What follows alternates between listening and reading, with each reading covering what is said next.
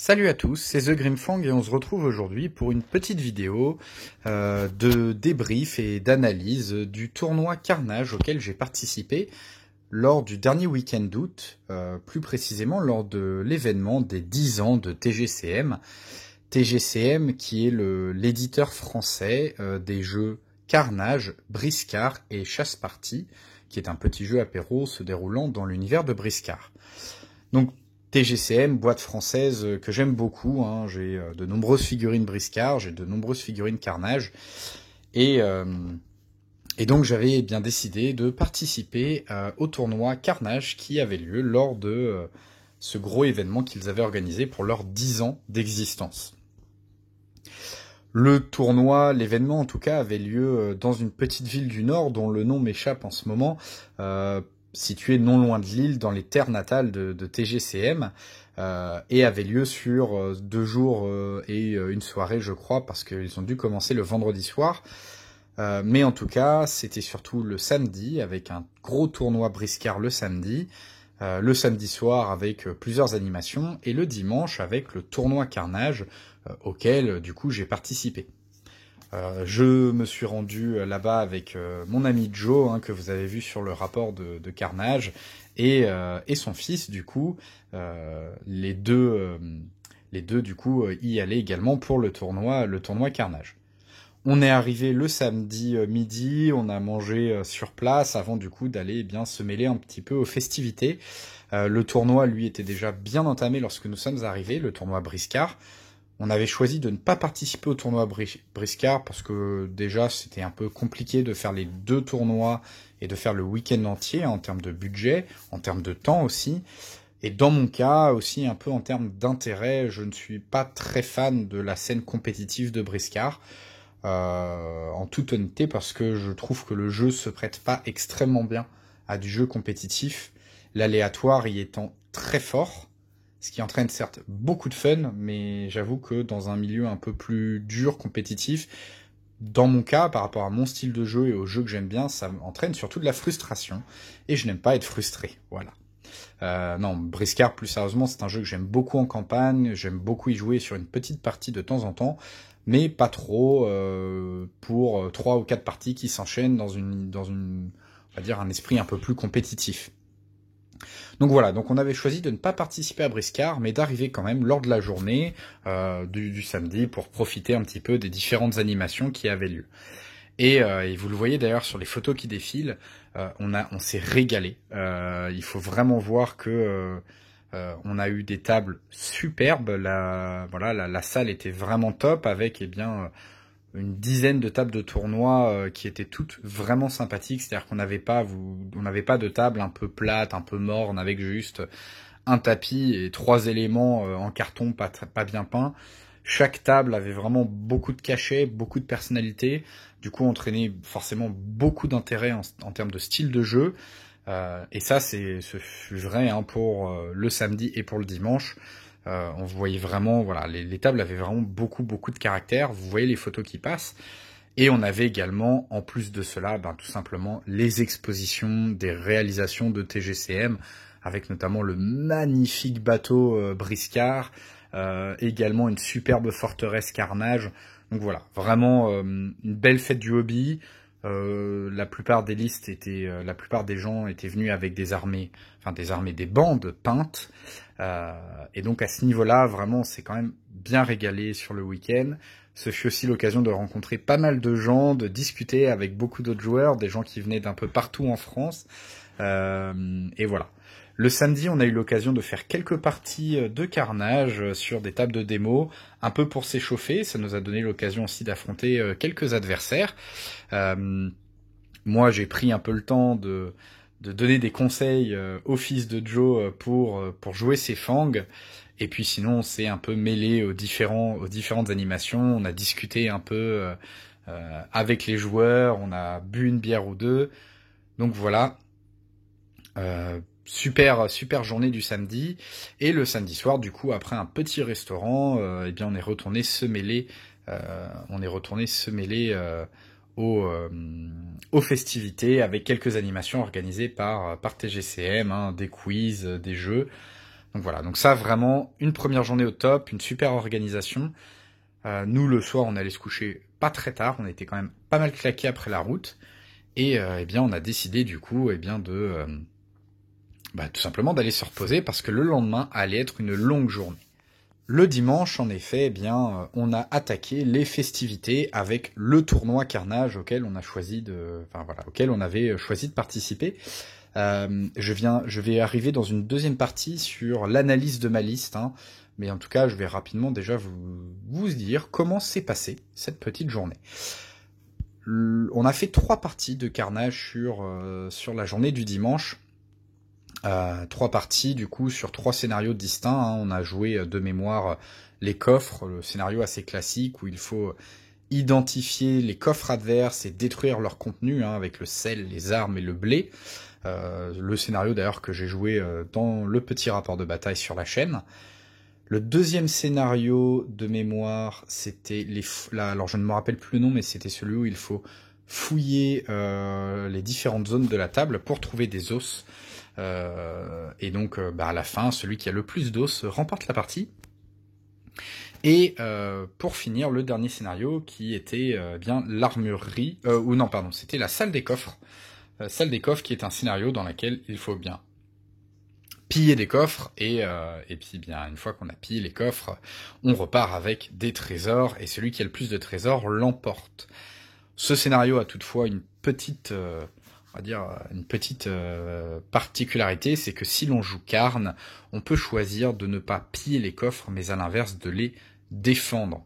Et ce qui nous a malheureusement amené à une petite situation un peu absurde, c'est que la défense des coffres est un énorme avantage. Je ne vais pas dire que c'est une victoire instantanée, mais en vérité, on n'en est vraiment pas loin. Sur des listes bien pensées, avoir l'opportunité de défendre les coffres et de pouvoir simplement attaquer, et donc empêcher l'adversaire de récupérer les coffres, c'est vraiment un gros avantage, ce qui a malheureusement complètement truqué le classement final, vu que les joueurs Carne qui avaient décidé d'utiliser cet avantage ont pu marquer énormément de points et un nombre de points qui leur a permis tout simplement d'atteindre le sommet. Je ne dis pas que les joueurs en question ne méritaient pas d'être premier, deuxième ou autre, mais en tout cas, le score aurait pu être différent sans cela. Et voilà, donc c'est un peu compliqué au final d'évaluer ce scénario. Il aurait peut-être été intéressant de retirer cette opportunité et cette possibilité pour les Carnes. En tout cas, globalement, les 3 scénarios sont quand même très agréables. Moi, c'est des scénarios que j'aime bien parce que il y a certes un peu d'aléatoire, notamment sur les chances d'identifier les coffres, de les crocheter, etc. Quels que soient les scénarios, il y a une petite part d'aléatoire, mais qui reste, je trouve, mesuré. C'est-à-dire qu'on n'est pas sur des scénarios complètement farfelus. On peut avoir un peu de frustration dans le sens où on peut malheureusement rater ses tests, par exemple, pour trouver des os, et c'est peut-être le scénario qui a le plus aléatoire, parce que on peut réussir à creuser 25 fois, et si on n'a pas de chance, ne jamais trouver d'os. En statistique, c'est peu probable, mais c'est malheureusement pas impossible.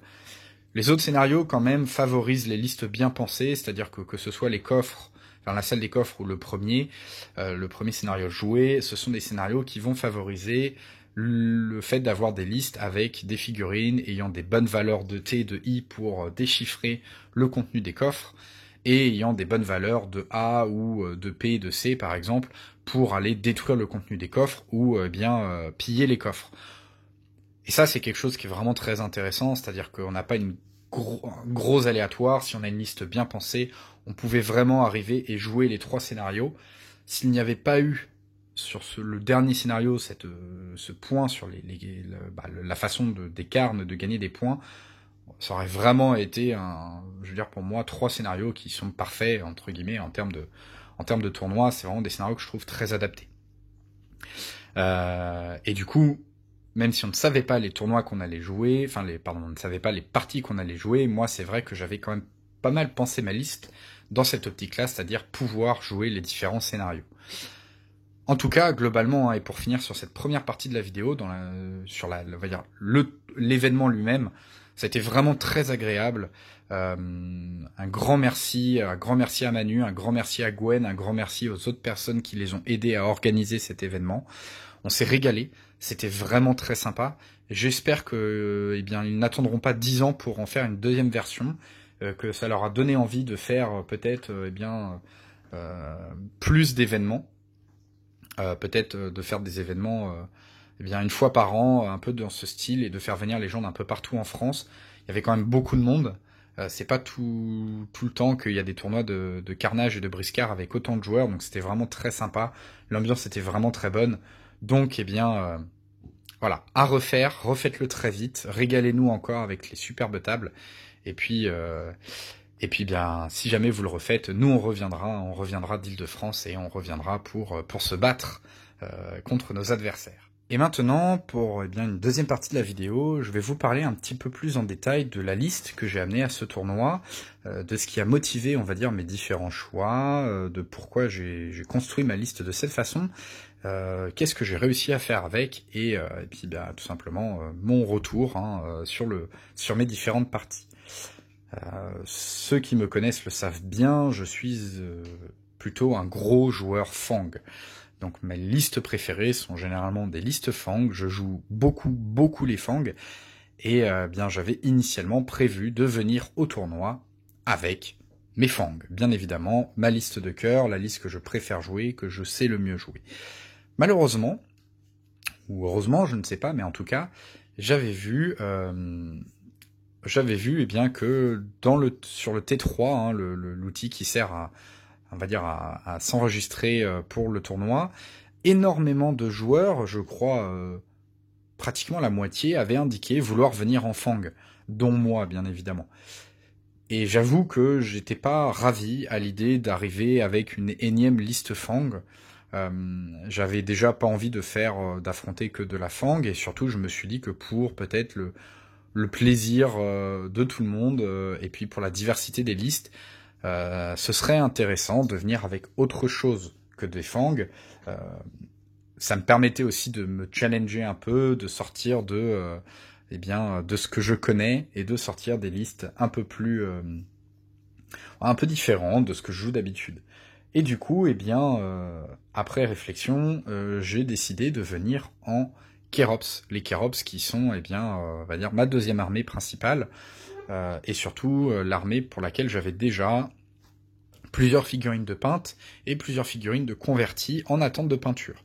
Donc ça me permettait de me challenger un peu, de me forcer à finir la peinture de mes derniers Kerops, et puis à venir au tournoi avec une liste que j'avais pas vraiment l'habitude de jouer, de sortir de ma zone de confort. Et je savais que j'allais quand même pouvoir m'amuser,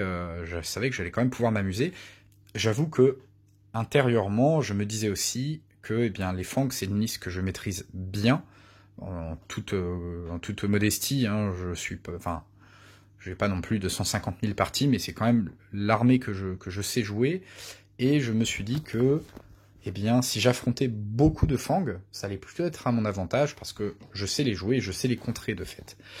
Donc c'était vraiment l'intérêt pour moi que de me dire, je sors de ma zone de confort, donc ça me motive pour le jeu, je me force à peindre mes autres Kerops, et potentiellement, je vais avoir cet avantage je connais très bien mes adversaires. J'ai donc réfléchi à une liste Kerops que je voulais déjà relativement populeuse, ce qui excluait de fait Tarsak, qui était pourtant une des figurines que j'avais de peinte, donc je ne voulais pas et je ne pouvais pas jouer Tarsak, et je voulais une liste capable d'aller jouer du scénario, donc avec quand même des profils assez diversifiés, n'étant pas trop on va dire trop spécialisés. Et c'est vrai que là, à ce niveau-là, pour moi, la figurine qui brille côté Kerops, c'est vraiment le bourreau et le prêtre du sacrifice. Donc deux figurines de magiciens de niveau 1 et 2 des Kerops, qui sont pour moi des figurines incroyables, parce qu'elles ont des très bonnes stats, elles sont quand même toutes magiciens, ce qui est quand même un avantage non négligeable, et elles se cumulent très très bien. j'avoue que j'ai toujours du mal à voir l'intérêt, par exemple, d'un guerrier de niveau 1 par rapport à un prêtre du sacrifice qui, je trouve, lui est supérieur en tout point. Donc, ma liste allait forcément s'orienter autour de 2 petits prêtres, un bourreau, ou en tout cas un prêtre et un bourreau. Ça, c'était vraiment mon début. J'ai ensuite cherché à ajouter une figurine ayant un peu plus de punch, mais une figurine quand même générique. Et c'est vrai que le guerrier de niveau 2, à ce niveau-là, m'a quand même fait de l'œil, bien que ce n'est pas un profil extraordinaire, mais effectivement, j'ai trouvé que le profil de guerrier niveau 2 était quand même assez intéressant, avec notamment une CA5 et une PA5 de mémoire, hein, une bonne puissance et une bonne corpulence. Donc c'était quand même pas négligeable. C'est des valeurs qui permettent d'aller chercher des duels contre d'autres figurines un peu plus chères. Et pour compléter, je souhaitais des profils, on va dire, puissants, variés, avec voilà, capables d'apporter un peu le punch qui pouvait me manquer. Et j'ai mon regard a été attiré par les 2 frères de la Guilde Noire, du coup Kaito et Suk de mémoire, je crois que c'est comme ça le nom, qui sont donc les 2 frères mercenaires de la Guilde Noire, qui sont 2 Kérops, et eh bien tout simplement qui ont des profils très intéressants, surtout lorsqu'on joue les deux, parce que du coup ils gagnent un certain nombre de règles spéciales, et en gros globalement, l'un d'entre eux devient un niveau 3 en attaque et l'autre un niveau 3 en défense. Ce qui me permet quand même d'avoir une liste avec un total de 4 niveaux 2 et un niveau 1, et parmi les 2 niveaux 2, ils valent en fait presque des niveaux 3 dans leur domaine respectif. Ça, c'est donc mon cœur de liste. Derrière, je le sais, les Kérops ont une mauvaise vitesse, et on a besoin d'aller chercher son adversaire. Et donc pour cela, il me fallait de l'allonge. Donc j'ai gardé chez Suk son arme de base, qui est donc, eh bien, je crois ça s'appelle les lardoirs, qui ont une allonge de 1,5. J'ai donné au 2e frère, celui qui est en défense, j'ai remplacé son arme de base, la forteresse, par une lance, avec une allonge de 2. Le bourreau et le prêtre récupéraient chacun une canne, avec une allonge de 1. Et seul le guerrier de niveau 2 avait une targe et une hache à une main. Donc lui, il était vraiment là pour servir de tank, être au premier rang, et éventuellement foncer un peu dans le tas, encaisser avec la targe quand même, et son nombre de points de vie, ça restait une figurine assez solide, et pendant que le reste pouvait faire les dégâts et ou jouer les scénarios. Et surtout avec 5 figurines quand même, j'ai une liste assez populeuse pour du Kérops. On n'est pas sur une liste qui va être en gros sous-nombre, ce qui était quelque chose que je voulais absolument éviter. Et cette liste en fait a plutôt bien performé. Au premier scénario, j'affronte un adversaire moins, on va dire, moins expérimenté que moi, qui joue du coup c'est Gun, une liste assez costaud avec un chaman, un guerrier tribal, un ou 2 éclaireurs, donc, et du Dogon, donc une liste populeuse, je crois 7 activations, de la magie forte, et surtout toute cette force des goons qui est que plus ils sont nombreux et plus ils sont forts. Donc une liste où j'ai hésité, avec mon Barda, à monter à 6 figurines. J'ai vraiment hésité à aller chercher, à retirer un peu d'équipement pour jouer un 6e Kérops. C'était une de mes opportunités, je pouvais monter à 6 Kérops avec mon Barda. Je choisis de ne pas le faire, préférant effectivement notamment essayer de zoner mon adversaire grâce à mon allonge. Et en fait, ma partie se passe assez bien, mon adversaire fait quelques erreurs que je lui explique, vu que l'idée était quand même que ce soit pour lui intéressant, mais que je ne lui pardonne pas, c'est-à-dire que je lui explique son erreur, comment il aurait pu jouer autrement avant d'écraser la tronche d'un goon contre le mur ou contre le copain derrière. Et en fait, j'ai une liste qui repose vraiment sur, on va dire, le fait de jouer au bowling. Je charge mon adversaire, avec l'allonge je vais le récupérer loin, et j'essaye un maximum de le propulser contre des voisins, contre un mur, et donc de le mettre au sol, de provoquer des dégâts de collision. Et en fait, ma liste repose énormément sur ce type de mécanique, et une grosse partie de mes dégâts d'ailleurs repose sur ça. J'utilise beaucoup les valeurs de P et de C pour propulser ou faire des dégâts supplémentaires. Et en fait, j'arrive très rapidement à sortir le chaman et le guerrier tribal adverse, retirant vraiment toute forme de résistance et de dégâts à mon adversaire. Et même lorsqu'il fait arriver son éclaireur, il est vraiment trop tard pour lui pour pouvoir inverser la partie. J'ai déjà pris un de ses coffres, ces Dogons ne peuvent plus du tout m'embêter, et donc forcément la partie s'arrête sur une victoire des Kérops sur le scénario. Pas forcément trop de surprise, encore une fois, mon adversaire a beaucoup moins de parties que moi, et même si sa liste était bonne, il faisait des erreurs de jeu qui ne lui permettaient pas de toute façon de venir m'embêter. Sur le deuxième scénario, donc celui dans lequel il fallait récupérer des os de Tembo, j'affronte un Karn. Première chose qui se passe, mon adversaire choisit de se déployer en défense, et eh bien, se déployer en défense, ça lui permet d'aller mettre son archer sur un mur, quasiment inaccessible en fait pour moi. Chose un peu forte, je trouve, le fait de pouvoir se déployer directement en hauteur. Et le défaut de cette table-là étant qu'effectivement, bien, en fait, cette position en hauteur n'avait pas d'échelle ou d'escalier, donc, ou en tout cas pas de l'extérieur du bâtiment. Donc ça rendait vraiment l'accès à son archer très compliqué. Il jouait une liste avec de mémoire, je crois qu'il avait également 5 Karn, dont le prêtre, un archer de niveau 3, un guerrier ou 2 guerriers de niveau 1 et 2, et donc une liste quand même assez populeuse, qui me faisait un peu peur. Je savais qu'il allait falloir que j'arrive à jouer assez finement, que j'arrive à sortir son prêtre assez vite, et ses petites activations assez rapidement. Le début du tour se passe très bien pour moi, j'arrive à mettre mon plan en exécution, je fais s'envoler des Karn en les propulsant sur les voisins, je fais quand même pas mal de dégâts. Je ne sais plus si c'est au tour 1 ou au tour 2 que j'arrive à sortir le prêtre, mais malheureusement, à la fin du tour 1, eh bien, qu'est-ce qu'il se passe? Son archer de niveau 3 s'active, il est donc en hauteur avec un pavois, un arc de guerre. Il a l'esprit de Jodev, un sort lancé par le prêtre sur lui précédemment dans le tour, et ça devient une Gatling, en vérité, hein, pas d'autre mot.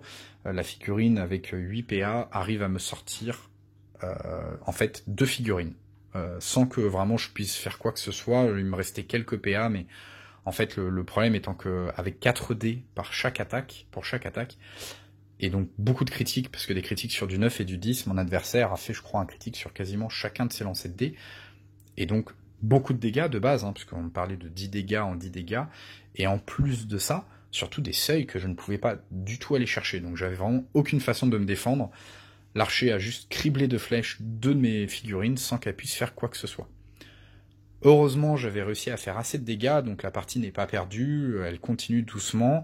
Je bloque son archer, bien évidemment, je ne connaissais pas cette combo, donc je me fais vraiment surprendre sur cette partie. J'envoie quand même mon prêtre de niveau 1 bloquer l'archer au corps à corps, pour éviter qu'il puisse de nouveau me tirer dessus. Je sors le prêtre, donc je retire aussi le sort d'esprit de Jodev, et je sors de mémoire un autre guerrier. La partie, on finit tranquillement de se tuer, mon adversaire récupère un peu plus d'os que moi, et à la fin, en fait, alors la fin de la partie a été un peu particulière parce que j'arrive à survivre à ces assauts, en tout cas c'est ce que je croyais, notamment en utilisant la règle de sacrifice de mes prêtres et de mon bourreau, et malheureusement, en fait, à la fin de la partie, alors que j'ai gagné, enfin on pense que j'ai gagné, vu que j'ai réussi à tuer de mémoire son archer, à récupérer les os qu'il avait sur son archer. Donc j'ai plus d'os que lui. Et en fait, à ce moment-là, qu'est-ce qui se passe? Enfin, la partie s'arrête sur une victoire, et au moment où on va annoncer les scores, je suis vraiment pris d'un grand doute. Discussion post-partie avec mon adversaire, voilà, on discute, moi je lui dis que son archer, c'est quand même une combo extrêmement forte. Et il me dit effectivement, bah voilà, oui. Et il me dit aussi, mais je trouve que ta règle sacrifice est très très forte. Je dis, oui, effectivement. Et en fait, je suis quand même pris d'un doute à ce moment-là, je ne sais pas pourquoi, je me dis, mais je vais quand même aller revoir, peut-être que je la joue mal. Et effectivement, malheureusement, je l'ai mal joué, j'ai mal interprété la règle, mon adversaire ne la connaissait pas, donc ne m'avait pas repris non plus. Et donc en fait, on se rend compte que clairement, malheureusement, j'ai mal interprété la règle, je me suis donné plus de PA que ce que j'aurais dû avoir, et donc je lui concède en fait la victoire, je lui dis, voilà, c'est...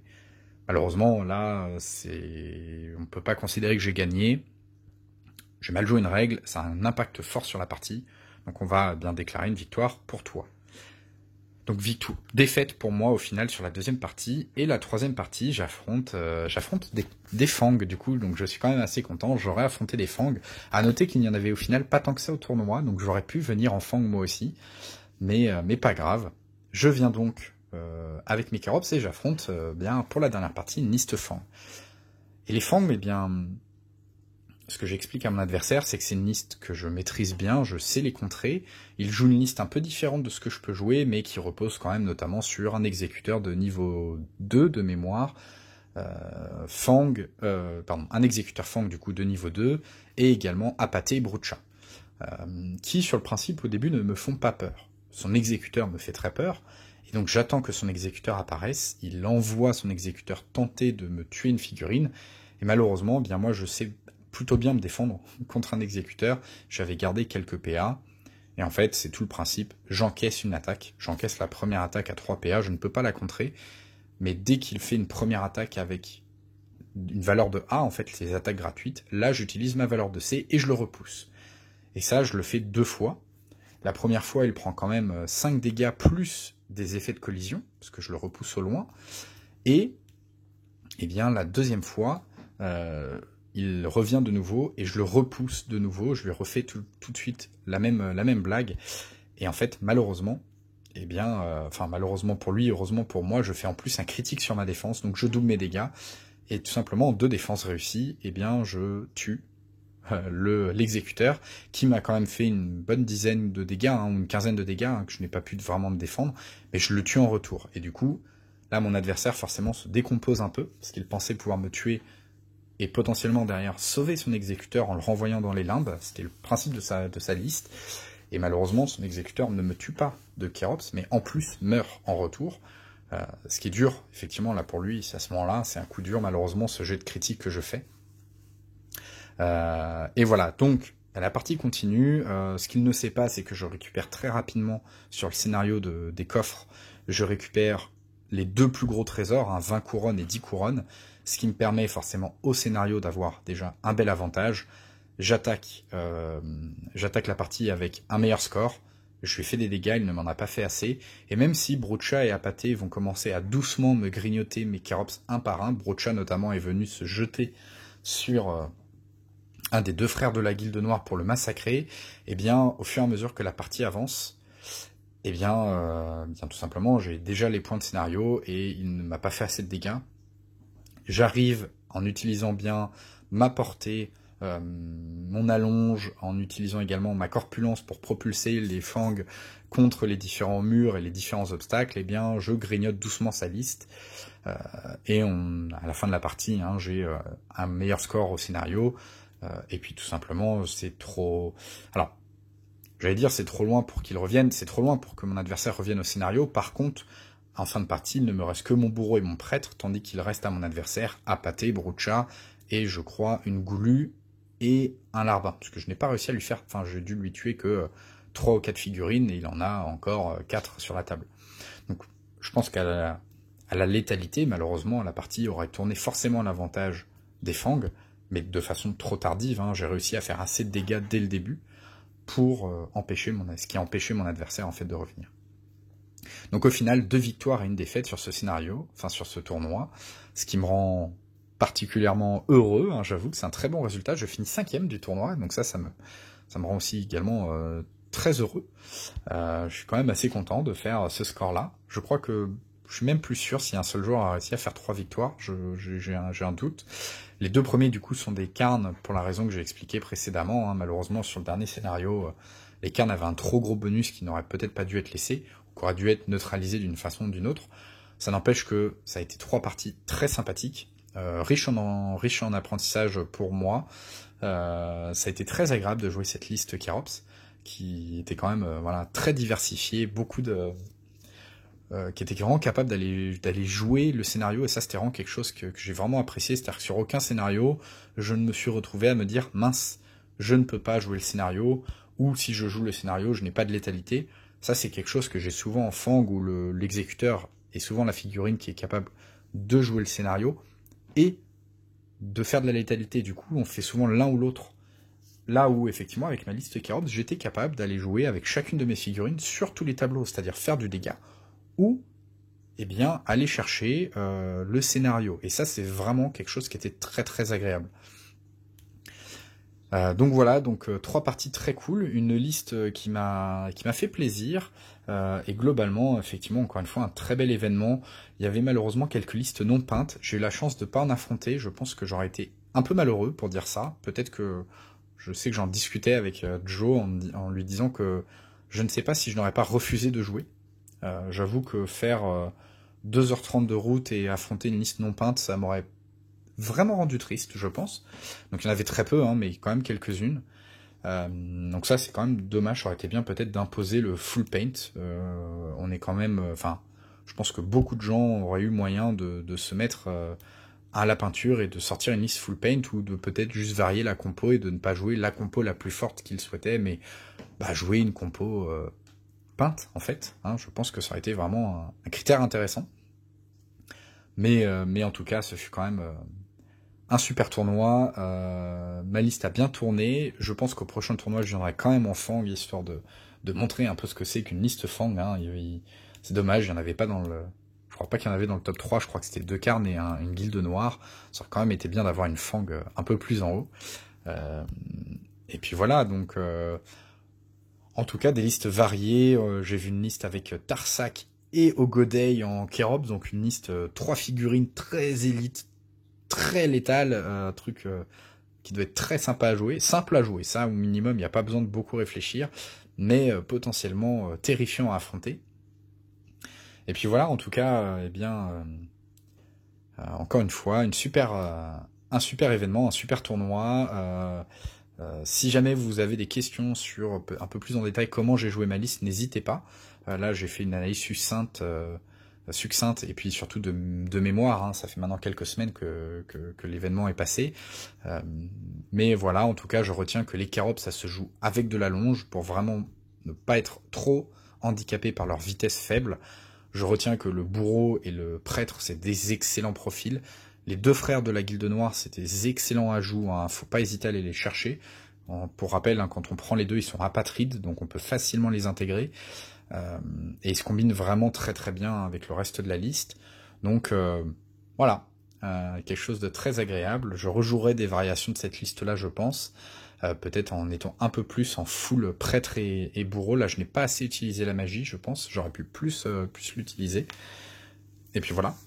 J'espère que ce petit retour sur l'événement et sur ma liste vous a plu. J'espère qu'éventuellement ça vous a donné des idées.